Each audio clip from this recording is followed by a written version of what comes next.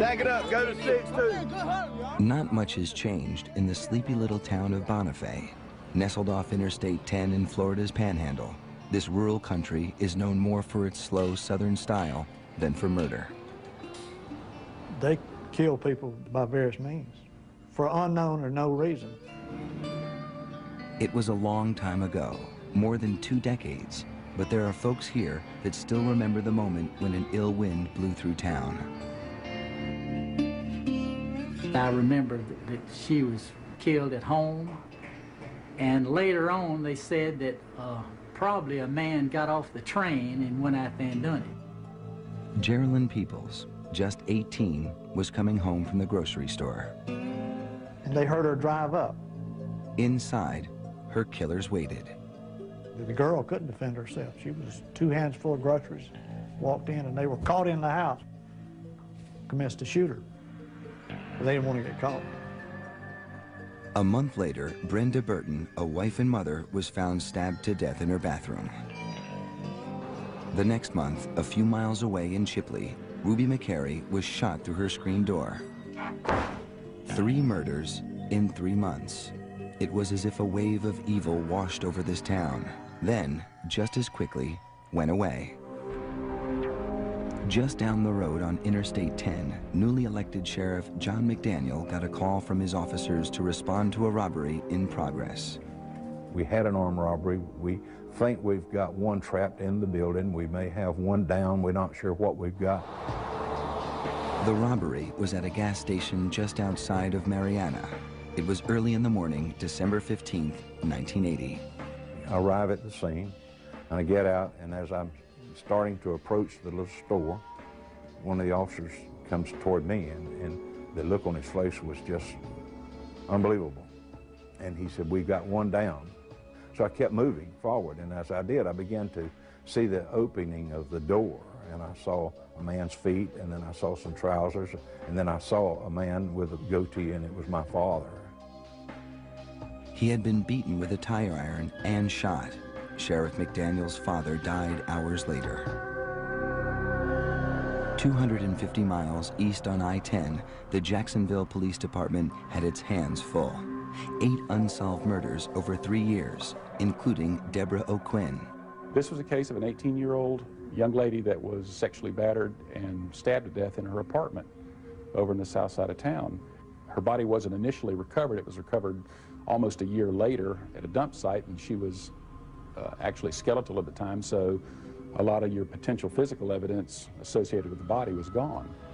A trail of crime from one end of Florida to the next, seemingly unrelated, all unsolved, destined for the cold case file. The 8 murders in Jacksonville, the women in Bonifay, the sheriff's father.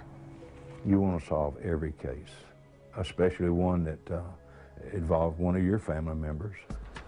Not once in nearly a decade did police suspect they might have a serial killer in their midst. Not once could they have imagined 2 killers working together, roaming the countryside from coast to coast. The idea was beyond belief. But in my experience dealing with serials, working them, interviewing them, they tend to stay in a certain methodology with slight changes because it's a learning process along the way. They get a little bit better at it. They get a little more comfortable with it. This is different. This is bizarre. Could we have another possibility? They killed at random. No evidence, no motive. In Oklahoma, a woman was stabbed 42 times. A woman strangled, then raped in Louisiana. A little girl abducted at gunpoint in Illinois. But the most explosive and most publicized case centered around the kidnapping, torture, and beheading of a wide-eyed, freckle-faced little boy named Adam Walsh. I always say if you could order the son out of a catalog, that would be the little boy you would order. And I loved him more than anything in the world. John Walsh and his wife Reve have replayed that day over and over. One moment, Adam is playing video games at a Sears store. The next minute, he's gone, vanished. There were shoppers all around, even a security guard. It was the middle of the day, yet no one really saw much of anything. Unfortunately, none of them panned out, and We really don't think we have a good, solid witness that saw what happened to Adam. The sun went down, the store closed, and Adam was nowhere to be found. Reve put signs all over the car. Adam, we're still looking for you. Adam, please stay here, anything. And, you know, when nightfall came, it was unbearable because now it wasn't light out anymore. And that's when the harsh reality comes in that your things are not going the right way. It's unbearable. A massive search was launched. Helicopters looked from above, while friends of the Walshes, even strangers, walked through fields, combed the area, hoping for a sign or a clue, but none came. We'd appreciate anyone with any information about him or have seen him or think they saw him to please call the Hollywood Police. Where was Adam? It would be a while before this man would say he knew where Adam was, and the others too. Was it possible? Could one man be the common thread between all these murders? Locked in a prison cell for burning down 2 buildings, a 2-bit arsonist in Florida, a man named OTTIS TOOLE, began confessing to murder. Confessing to killing the women in Bonifay, the sheriff's father, even the brutal slaying of 6-year-old Adam Walsh. Was he really capable of such heinous acts? According to local lore in Jacksonville, Florida, Toole's hometown, as a young boy, he could be found wandering among the tombstones, digging for bones, doing the devil's work. After his mother died, a 34-year-old Toole would sometimes sleep on her grave. I really got into devil worship all the way. When he's asked about his crimes, he moves as in a trance and then gleefully confesses to murder. Some of them's been cut wide open, and some of them's been with a head, arms, and legs, and all that cut up. Detectives searched his face looking for a sign of the rottenness inside, looked into his eyes, and swore they saw Satan himself. I mean, his background is such that if you saw this man walking down the street, you're probably going to pick up the phone and dial 911. OTTIS TOOLE was born March 5, 1947 in Jacksonville, Florida. He was raised in a neighborhood of boarded-up houses and little opportunity. OTTIS was the youngest of 5 kids. According to prison records, his alcoholic father deserted them, and his mother admitted she couldn't handle him. He had no education. He couldn't hardly read. I mean, and he was just kind of limited in what he could do. He had an IQ of 75, barely able to read and write. He ran away from home when he was 9. By 13, Toole was busted for breaking and entering. He was in and out of boys' schools. He survived on the street by selling himself, and he could be found dressed in female attire.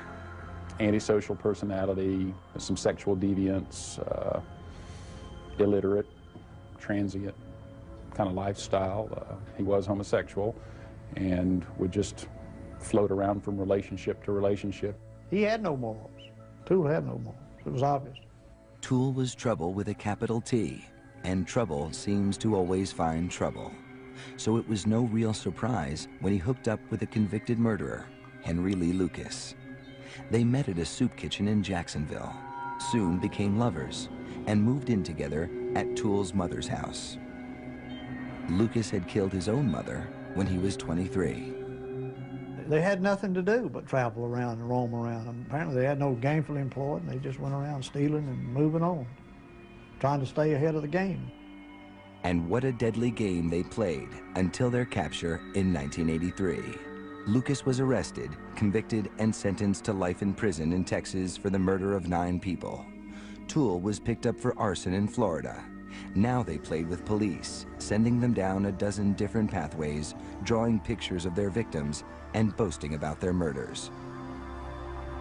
Well, I've killed by strangulation, I've killed by knifings, I've killed by hit and runs, shootings, robberies, hangings, every type of crime, I've done it. it became a gruesome game of one-upmanship. Some of them would be shot in the head, and back of the head, and behind the ear, and in the chest. And it's just like going out and butchering a hog, really. There's no difference. Lucas bragged to police that he killed more than 600 men, women, and children. TOOLE claimed 125 victims. Some of them would be choked to death, and some of them would be beat it in the head with a tire tool. It was all horror beyond belief. The tale they spun was incredible, but their confessions raised more questions than answers. My father was laying in the floor right inside this door. 8 years after his father was shot and beaten to death at this Florida gas station, Sheriff John McDaniel was no closer to solving the mystery. Yeah, it brings back memories. Then, a break. A call came in from a Florida law enforcement officer. He says, Johnny Mac, was your father killed in a service station, like a convenience store? Yes. In a displaced area, a 4-lane highway, the different things he was asking. I don't remember what all the questions were. And I said, yes. He said, I may have something. I'll get back with you.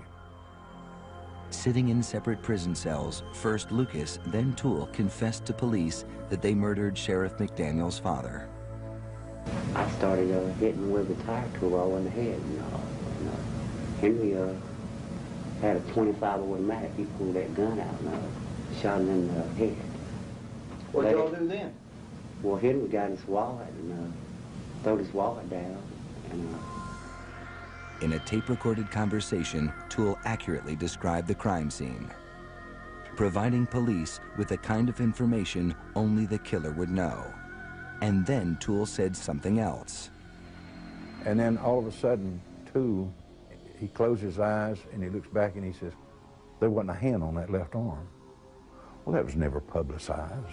My father's left hand had been taken off surgically after a gunshot wound in that hand in the 40s. Imagine meeting your father's killer face to face. Sheriff John McDaniel went to Lucas's Texas jail cell, looked him straight in the eye, and asked, "Did you kill my father?"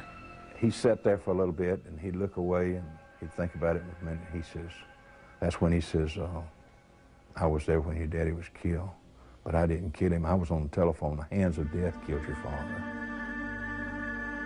The two men claimed a sadistic cult, the Hands of Death, hired them to kill, sacrificing their victims and eating their flesh.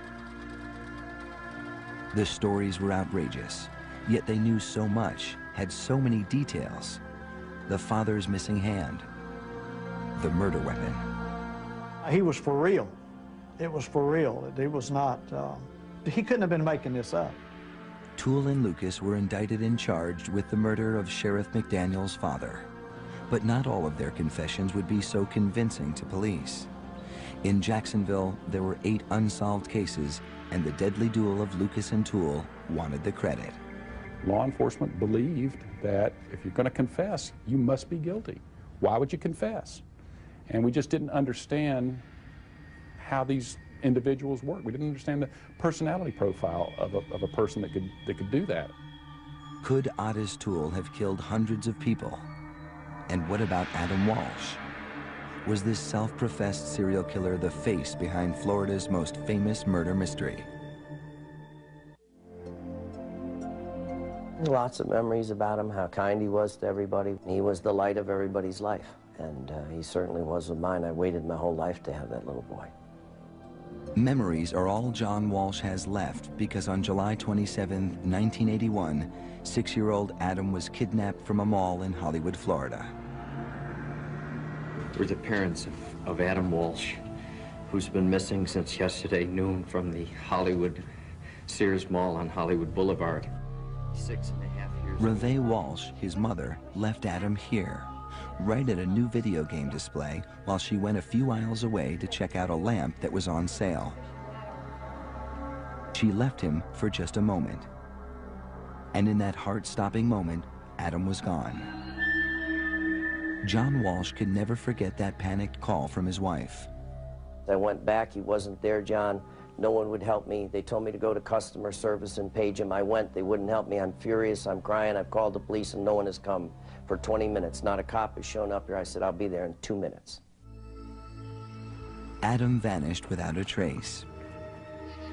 Had he simply wandered off, or was it something more sinister?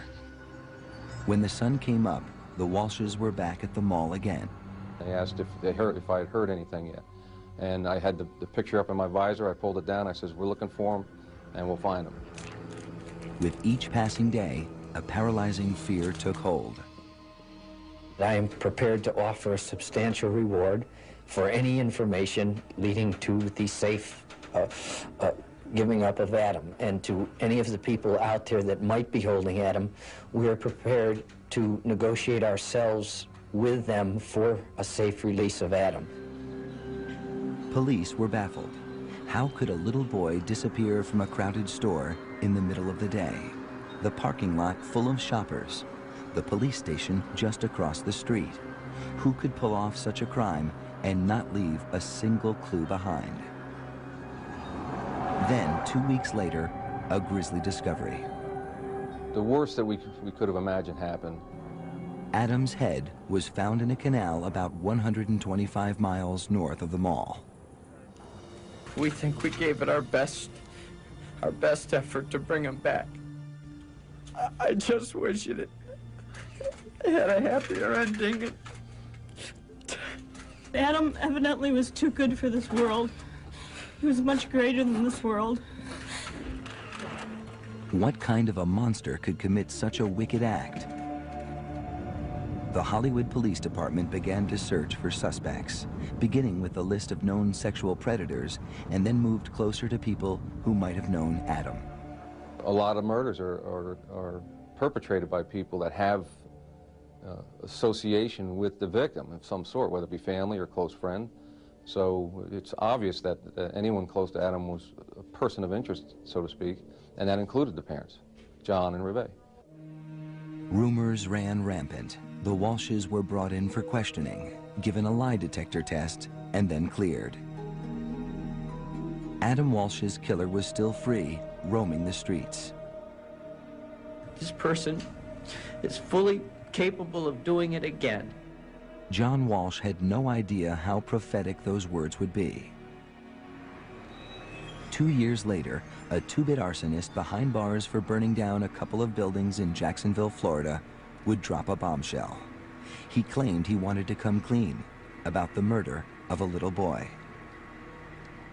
He made admissions that he had killed a young boy from the Fort Lauderdale area and killed him and took him and dumped his body.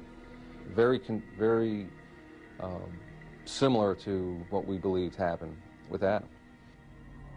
What he recounted, the things he said he did, were enough to make even the most hardened cop's blood run cold. In his words, Adam just came willingly with him to a certain point, to where he decided that he was safe to grab him without anyone seeing him and threw him in his car. He said that July afternoon, he locked Adam inside his 1971 Cadillac and drove off towards his home in Jacksonville. Along the way, Adam started crying, so he punched him in the face. At some point, he pulled off the road, used a machete, and decapitated Adam. He said he drove around with Adam's head and eventually tossed it into a canal. Adam's head was found at mile marker 130. His body was never recovered.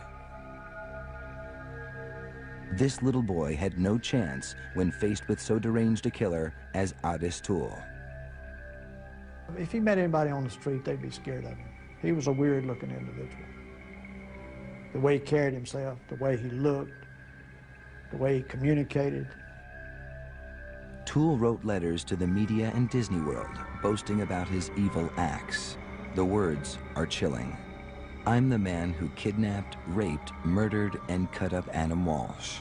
I really love to rape and kill, and I'm awfully good at it. Maybe the best in the business. He even wrote Adam's father. I read the letter and threw up in the bathroom when I was showed that letter.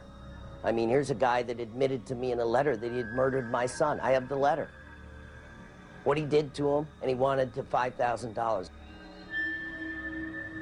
Was it an evil boast? How many had TOOLE and his partner actually killed? How could the police be sure? I absolutely believe in evil. I've met it firsthand. I've experienced it firsthand. I believe that good and evil walks this planet.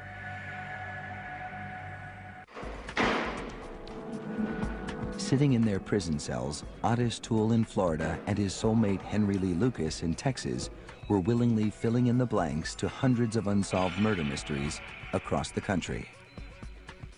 Well, some of them, Henry would cut his throat, you know, and some of them I done the same way. And a two-man nationwide crime wave that left behind a trail of fear. First thing that's going to happen is you're going to have every law enforcement agency in the region wanting to interview these guys to clear their own cases, which is exactly what happened. A number of things were successfully solved as a result of talking with those guys. You know, a lot of law enforcement officers benefited from talking with those people. And some families benefited too, at least had the satisfaction of knowing the men who killed their loved ones were behind bars. 210 victims in 26 states. Case closed, or so they hoped. It was an odd way to solve a case. Police had the killers. Now they had to match them to the crimes. We've done cases from the crime scene out, but not backwards like that. It was an interesting, unique experience. It wasn't easy. Most of the confessions were Jane Doe's, unidentified bodies. But remember that murder in Bonifay, Geraldine Peoples? She was carrying groceries into her home. TOOLE said he and Lucas were waiting inside. Adding even more detail, TOOLE told police his teenage niece Becky and his young nephew Frank were waiting outside. TOOLE and Lucas sent them outside of the house to hide, you know, before the girl come home. According to police, Becky left behind a pair of gloves, and Frank remembered seeing a set of drums off in another room, adding support to the killer's confession. But why would they bring children along? TOOLE took the responsibility to be their guardian, so to speak, and actually it was a good cover for them. They referred to that several times. Nobody would think anything about it with those children with them. TOOLE and Lucas reportedly traveled with the kids as far west as California, then north and east to Maryland. They carried a cache of weapons with them: .22s, .38s, knives, a tire iron, and a rope. They camped in the woods and stayed in missions when they could, always looking for handouts. When they needed more, detectives said they would rob and kill, sometimes for food, sometimes just for kicks. They traveled around in junk cars, abandoning them on the side of the road when they broke down. Then they'd ride the rails back to their home in Jacksonville, Florida. From their prison cells, Lucas and TOOLE took police down their bloody trail. The cops didn't know what they had on their hands. I heard some of the details regarding the homicides. It made Charles Manson sound like Tom Sawyer. Why were they talking? Was it an attack of conscience or something more cynical? Police flew Lucas across the country and took TOOLE on local field trips to the scenes of their alleged crimes. For men who saw only prison walls, they were living a high life. He liked to feed him good, and he would point out a Kentucky Fried Chicken place. he liked chicken because he never got any in prison. The cops, the killers, and the media got caught up in a feeding frenzy. Everyone wanted more, and TOOLE was eager to oblige by bumping up his murder count. Well, I done quite a bit by myself. How many did you do by yourself? I'd say about 125. Now what is he? He is now the center of national attention, regional attention, and he feels good about it. I mean, he's now gained something that he's never gained in his entire life, and that's validation and recognition and praise for doing the right thing. The two no-account drifters basked in the glow of celebrity. They wanted to be together. They were lovers. They believed that if they could get put in jail together, they could live as homosexual lovers in jail, have all of this sensationalism and notoriety, and essentially be the king of the hill in prison for the rest of their lives. That was a motivator.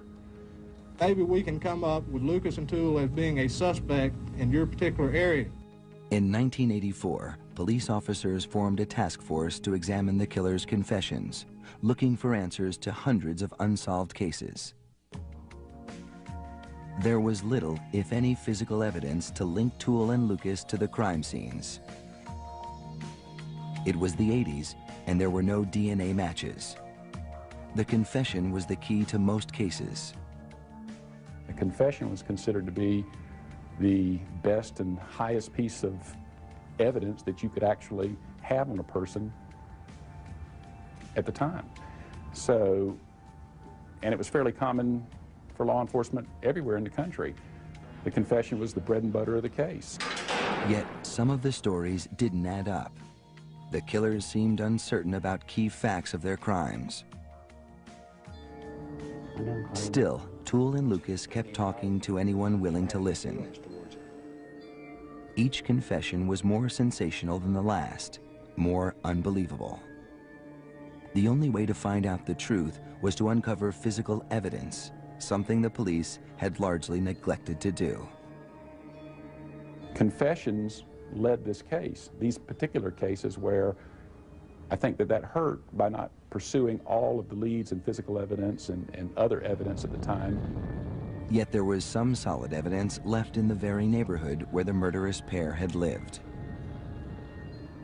Not a bloody weapon, but a paper trail. A payroll record, canceled checks that would prove if Toole and Lucas were telling the truth. The answer would come back to haunt investigators in the Adam Walsh case.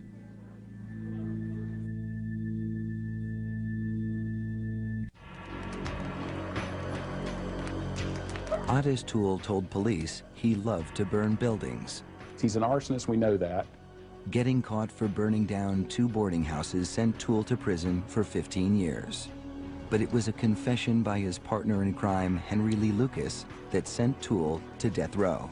Lucas telling, sort of implicating Toole as setting this fire intentionally, kind of piqued the detectives to reopen that particular case. Lucas claimed an elderly man who had died in the fire was someone Toole knew, and the arson was premeditated murder.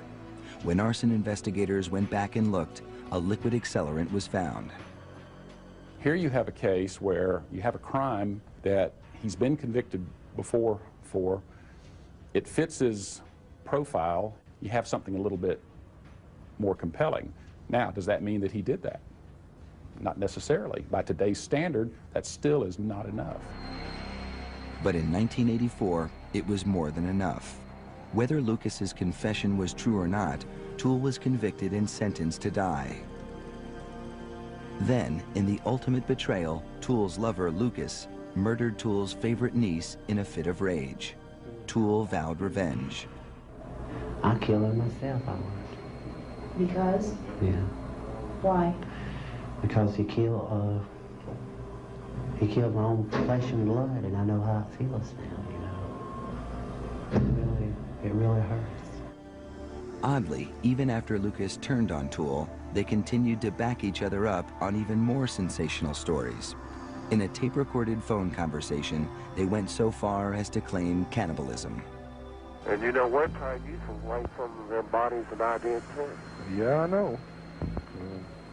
That cutting up like meat, you know. Well, I've seen bodies cut up worse than you've ever seen a body cut up. Tastes like real meat when it got barbecue sauce on it, don't it? Well... The gruesome claims, the sheer volume of confessions made for stunning headlines, but the outrageousness of the claims left some with doubts. Finally, an investigative reporter for the Dallas Times-Herald did what many police did not. He followed a paper trail that showed many of the claims of murder were lies. He documented that Toole and Lucas were in Delaware and Maryland at the very time they were supposed to have killed 3 women in Oklahoma and Colorado. And although police credited the duo with 4 murders on the West Coast, while sales receipts and employment records placed them on the East Coast in Florida. And on, Toole and Lucas's credibility became severely damaged. Now, closed cases were quietly reopened. We were concerned if it was truthful, because we had cautious flags up that they were, would brag about something that might not have occurred. They may have read it in the paper, or somebody may have come along in an interview and told them about it. And then there were those 8 unsolved murders in Jacksonville, a spate of killings laid at the feet of those 2. We did work a number of years ago and clearly determined that it was not OTTIS, TOOLE, or Henry Lucas. And what about the Adam Walsh case, Florida's most famous unsolved murder mystery? I'll always be the father of a murdered child. I'll always be heartbroken. I'll always be angry. Even before the damning evidence that Toole had lied on other cases, there were problems with Toole's confession to Adam's murder. It was an odd coincidence that he confessed just 1 day after a movie about Adam's killing aired on television. Toole had access to a TV in prison. Adam! Was it possible that he picked up details from the movie to make police think he was guilty? The movie showed the kidnapping took place at a Sears store. Adam was inside at the toy department. These same details were in Toole's confession. Toole also claimed Henry Lee Lucas was with him when he snatched Adam from the mall. But that was impossible. Lucas was in jail on an old auto theft warrant. Now he changed his story. And then he went on to admit that he alone committed the crime, and he alone killed the child, and he alone disposed of the remains. And there were several versions of how he disposed of the remains as well. The case was made even more difficult by Toole's actions. He'd confess, then recant. He confessed several times, and recanted several times, and then confessed to it again, and then recanted again. That's a problem, especially since you can't place that person, being OTTIS TOOLE, with physical evidence. You can't place him anywhere, anywhere in this crime. OTTIS TOOLE told other prisoners in the prison, because I talked to them, they said he loved to play with the cops. He loved to play with them.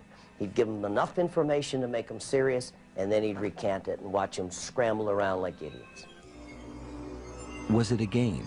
To find out, police tried to trick him by driving him around and showing him different sites where Adam might have been kidnapped. Toole passed the test. He was taken to other Sears malls, and not just the one here in Hollywood, to see if he would identify the one that he said that he conducted, where he did this crime. And he did, according to what I read, correctly point out the Hollywood Mall, right across the street from the police station.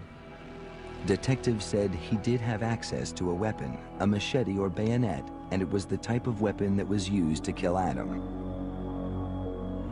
There were similarities in the instrument that we believe were used, how many times he needed to strike the body to do what eventually happened with the body. And the medical examiner said Adam had been punched in the face. In Toole's confession, he mentioned hitting the little boy. There was similar trauma to the remains where he indicated that he had struck the child. Detectives tracked down the car Toole said he used to kidnap Adam. The vehicle was recovered, and it was impounded, it was tested, it was, evidence was attempted to be recovered from the vehicle, and it was in fact bloody carpet that was in fact recovered from the back seat of the vehicle. But back in the 1980s, there was no DNA testing, and they couldn't prove it was Adam's blood in Toole's car. Without the murder weapon, an eyewitness, and with Toole's recanting his confession, the police didn't believe they had enough to charge him with murder. But really, to God's truth, I really didn't kill that kid. I really didn't kill that kid. John Walsh doesn't buy it. He doesn't think Toole is a mass murderer, but believes Toole killed his son. He was a penny-ante little chicken. He's only famous for killing Adam. That's all. That's all. He didn't kill 50 victims, 100 victims. He wasn't smart. He didn't do this. He didn't avoid police. He was a stumbling, bumbling, low-life drifter who happened to pick the wrong little boy. Truth or lies? OTTIS TOOLE admitted he killed 100 people, maybe more, then denied killing one little boy. Really, to God's truth, I really didn't kill that kid. I really didn't kill that kid. Where did the truth lie? A front-page newspaper story had declared TOOLE and his partner in crime were frauds. So who did TOOLE kill? How many victims? Even the police couldn't say for sure. Is he the notorious, evil, predatory, cannibalistic, decapitating monster that he's trying to portray himself? I don't believe that. Is he capable of doing some things? Sure. So he may not have been one of history's worst serial killers, but he was certainly capable of murder. TOOLE was sentenced to die for the arson fire that killed an elderly man, but the Florida Supreme Court reversed the decision, citing TOOLE's questionable mental stability. TOOLE pled guilty to 5 murders, guilty to the murder of Geraldine Peoples and 2 other women in the Bonifay area, guilty in the shooting death of a young woman in Tallahassee, and guilty to killing the sheriff's father. 5 lives taken, 5 consecutive life sentences. I was satisfied that we had the right people with the evidence that we had, the statements that we had, and I was able to put it to rest at that. Remember Deborah O'Quinn and the unsolved murder cases in Jacksonville? TOOLE and Lucas's confessions fell apart. The 2 were no longer suspects, and the cases were all sent to the cold case file. Deborah's father died never knowing the truth, that his daughter's killer had not been found. This man died believing that OTTIS TOOLE was the killer, and we know that he wasn't. We know that now. As for the Adam Walsh case, TOOLE was a suspect until he recanted in 1984. I told him I killed a kid, but I really didn't kill that kid. TOOLE said the Hollywood detectives led him to the area where Adam's head was found, and he was able to identify it because police had earlier shown him crime scene photos with a bridge clearly visible. I didn't show him where it was at or anything, you know. See, I went and found out about the bridge, you know, in the picture and all. Without a confession and physical evidence linking him to the crime, TOOLE was never charged with Adam's murder. And the case disappeared from the headlines. Then, 15 years later, a lawsuit by local newspapers forced the authorities to unseal the police files. Copied onto microfilm were 10,000 pages detailing the hunt for Adam's killer. Once those newspapers got in those files, they saw one horrible mistake after another. Around the same time that the reporters got into the records, a new team of Hollywood detectives, the Cold Case Squad, took a fresh look at the files. Tucked away in a manila envelope, the detectives found a pair of children's shorts and flip-flop sandals that had been buried in the backyard where TOOLE and his mother lived. Can you believe that? That after 15 years, they would bring a pair of shorts and a flip-flop that could have been Adam's, could have been our son's, could have been buried in the back of his mother's yard. Proved unequivocally, and no one in that police department ever put it together. It turned out that they were not Adam's clothes, but there was other forensic evidence that might have, with modern technology like DNA testing, linked TOOLE to the murder. Especially the pieces of carpet that police had taken out of TOOLE's car. And there was a blood-soaked piece of carpet in the back of that Cadillac. Blood-soaked. That OTTIS TOOLE said that he decapitated Adam in the back seat. Where was that blood-soaked piece of carpet? Unfortunately, it was lost. A miscommunication between the crime lab and the Hollywood police led to it being misplaced and possibly destroyed. That was the ultimate piece of evidence in this case. Right there, it's lost, it's gone. In fact, the car itself, a potential source of hair and fibers, was also gone. It was junked back in, I believe it was the early 90s. It was sold and resold and sold again. It was traced to a junkyard that it's impossible to find it now. What kind of police work is that? In the biggest unsolved murder case of a child in the history of Florida, you lose evidence, unexcusable. Absolutely unexcusable. You lose a car, how do you lose a car? One final mistake. Hollywood's cold case team says it wasn't told that OTTIS TOOLE was close to death with cirrhosis of the liver, a lost chance for one last interrogation. You would like to think, as an investigator, standing next to his deathbed, that you would be able to convince him, knowing he's going to die, to cleanse his soul, that you as an investigator could convince him to come clean, so to speak. OTTIS TOOLE, a man who once confessed to killing hundreds, chose to remain silent. He had pled guilty to killing 5 innocent souls, but had left the families of other victims in anguish, left to wonder, always questioning. Had TOOLE killed their loved ones? Whatever the answer, TOOLE's secrets were buried with him. He died in prison on September 15th, 1996. OTTIS TOOLE deserved the horrible death that he got. He should have had a worse death, and I hope he burns in hell for the rest of his life. On a summer day, Adam Walsh was taken and brutally murdered. That's all anyone can say for sure. Who killed Adam Walsh remains a mystery.